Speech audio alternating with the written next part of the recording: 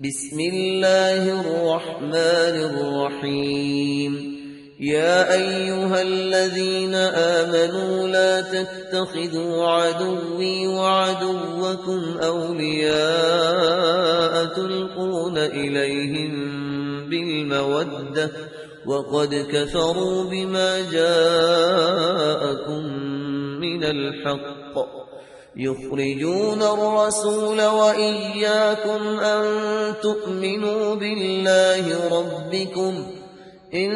كنتم خرجتم جهادا في سبيلي وابتغاء مرضاتي تسرون إليهم بالمودة وأنا أعلم بما أخفيتم وما أعلنتم ومن يفعله منكم فقد ضل سواء السبيل. إن يثقفوكم يكونوا لكم أعداء ويبسطوا إليكم أيديهم وألسنتهم بالسوء وودوا لو تكفرون. لن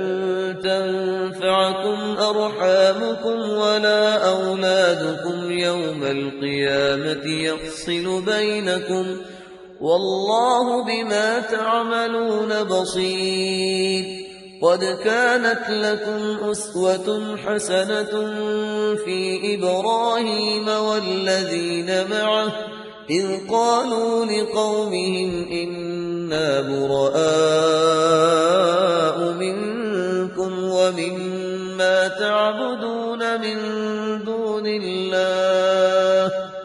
كفرنا بكم وبدا بيننا وبينكم العداوة والبغضاء أبدا حتى تؤمنوا بالله وحده إلا قول إبراهيم لأبيه لأستغفرن لك وما أملك لك من الله من شيء ربنا عليك توكلنا وإليك أنبنا وإليك المصير. ربنا لا تجعلنا فتنة للذين كفروا واغفر لنا ربنا إنك أنت العزيز الحكيم. لقد كان لكم فيهم أسوة حسنة لمن كان يرجو الله واليوم الآخر ومن يتول فإن الله هو الغني الحميد. عسى الله أن يجعل بينكم وبين الذين عاديتم منهم مودة والله قدير والله غفور رحيم. لا ينهاكم الله عن الذين لم يقاتلوكم في الدين ولم يخرجوكم من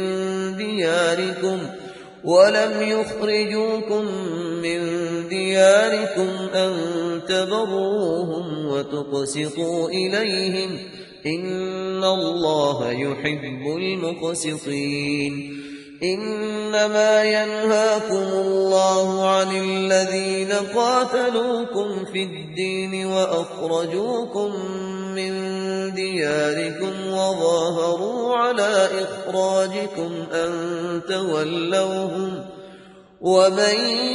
يتولهم فأولئك هم الظالمون. يا أيها الذين آمنوا إذا جاءكم المؤمنات مهاجرات فامتحنوهن الله أعلم بإيمانهن فإن علمتموهن مؤمنات فلا ترجعوهن إلى الكفار لا هن حل لهم ولا هم يحلون لهن وآتوهم ما أنفقوا ولا جناح عليكم أن تنكحوهن إذا آتيتموهن أجورهن ولا تمسكوا بعصم الكوافر واسألوا ما أنفقتم وليسألوا ما أنفقوا ذلكم حكم الله يحكم بينكم والله عليم حكيم وإن فاتكم شيء من أزواجكم إلى الكفار فعاقبتم فآتوا الذين ذهبت أزواجهم مثل ما أنفقوا واتقوا الله الذي أنتم به مؤمنون يا أيها النبي إذا جاءك المؤمنات يبايعنك على أن لا يشركن بالله شيئا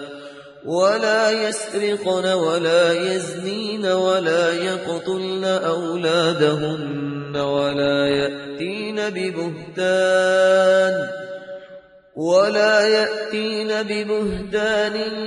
يفترينه بين أيديهن وأرجلهن